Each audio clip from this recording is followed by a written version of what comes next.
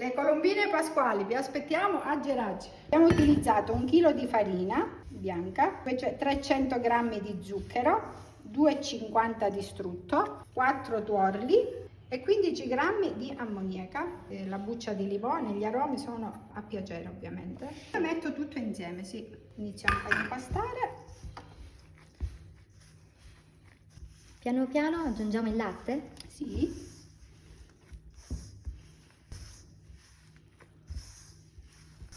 Allora aggiungiamo ancora un altro poco di latte. Consistenza compatta, adesso la vediamo. Non deve ritirarsi la pasta frolla quando la stendiamo.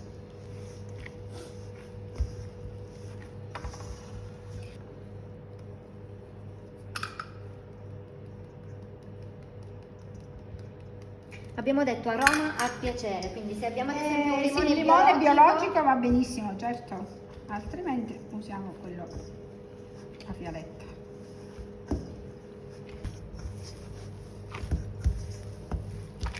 Da casa sicuramente non sentono il profumo che sentiamo noi qua. È quasi pronta, la facciamo riposare una mezz'oretta la pasta frolla. Mettiamo un po' di farina.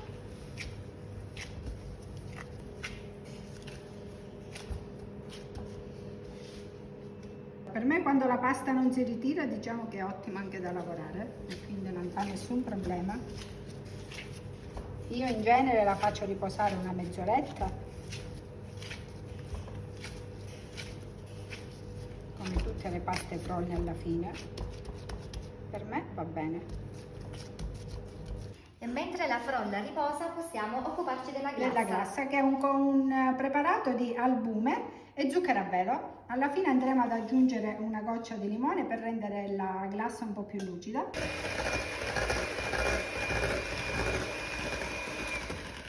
Andiamo ad aggiungere lo zucchero a velo, andiamo a mescolare.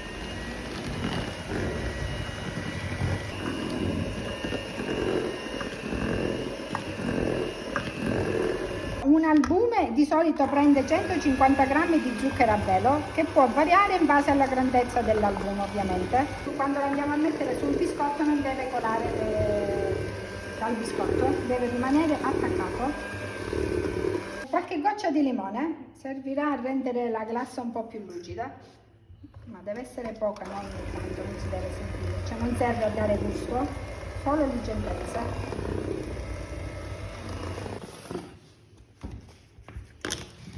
Allora procediamo. Andiamo a riprendere l'impasto. Mentre l'impasto si può fare con i macchinari, adesso si procede a Allora mano. questo con i macchinari no, non credo, è tutto lavoro fatto a mano, artigianale, perché adesso lo vedrete, perché andiamo a recuperare poi la pasta che è in eccesso quando facciamo le formine. Diamo una sfoglia. Che spessore gli diamo? Quanto può essere questo? Mezzo centimetro, anche meno? Più o meno, sì. Anche perché c'è l'ammoniaca, quindi gonfia tanto il biscotto poi. Quindi preferiamo fare un biscotto un po' più sottile. E qui entra in gioco una formina. Le formine, sì, perché queste si fanno con le formine. Vediamo delle colombine. Ha ragione, esatto, però non lo so perché si chiamano così. Ecco, si Non chiamano, lo so, lo ripeto. allora, si chiamano agnello pasquale, però in realtà hanno la forma della colombina. Abbiamo fatto la formina, ritagliamo la pasta in eccesso. Questa è anche la dimensione tipica o si possono fare no, varie si possono misure? fare, ora ci siamo sbizzarriti nel corso degli anni a fare qualsiasi formina, il coniglietto, la farfallina, il coricino, anche le colombe più grandi, il pulcino, poi cosa c'è? Il funghetto, le caramelle, che andiamo a sistemare nella teglia, distanziati tra di loro. Già pronte per la cottura. Sì, 180 gradi è la cottura ideale. Quindi anche nel forno di casa, semplicissimo. Sì. Una decina di minuti.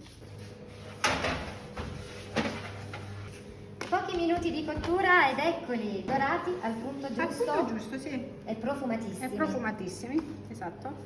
In effetti l'ammoniaca li fa gonfiare quel tanto che Leggermente, basta, esatto. però viene preservata la forma tipica. Esattamente. E qui entra nuovamente in gioco la glassa. Esatto. Va distribuita solo sulla superficie? Sì, Anche questo è un lavoro che va fatto esclusivamente a a mano. mano, esattamente. Dobbiamo formare uno strato spesso di glassa. Sì, perché altrimenti non si può decorare poi. Visto? Lucido. E qui capiamo l'importanza di una glassa che non deve scappare via. Esattamente. Si procede così per tutti i biscotti, si fanno asciugare a temperatura ambiente, dopo si riprendono per i decori.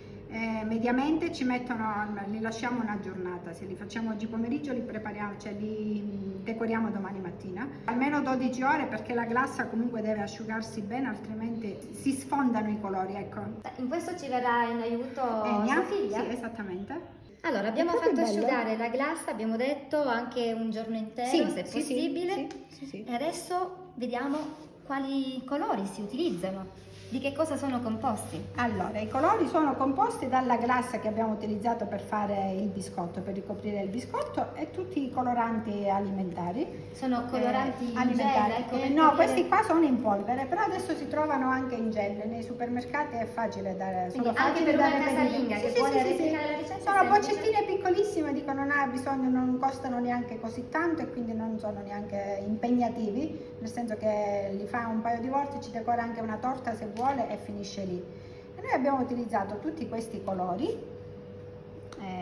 e andremo a decorare le colombine. Vediamo che non servono strumenti particolari, No, questo è semplicemente uno stuzzicadenti, si utilizza lo quindi stuzzicadenti. qualcosa che tutti abbiamo a casa. Esatto, sì.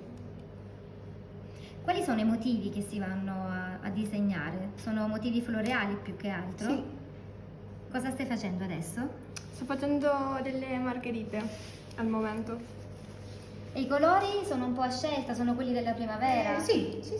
Colori pastello, come vediamo qua. Poi è sempre soggettivo, quindi uno si sbizzarrisce e può fare quello che vuole.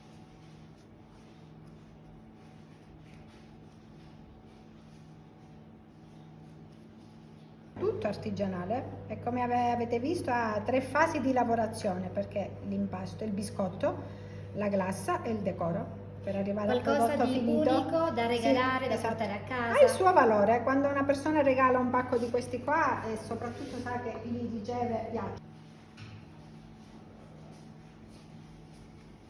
E adesso dedichiamo uno di questi biscotti a tutti gli amici di Bella Sicilia, lo facciamo personalizzato per noi. Certo, giusto. Ed ecco qui, vediamo il biscotto che viene completato davanti ai nostri occhi. Intanto fateci sapere cosa ne pensate e scriveteci anche nei commenti da dove ci state guardando. Salutiamo tutti gli amici di Bella Sicilia e complimenti per portare avanti la tradizione. Ciao!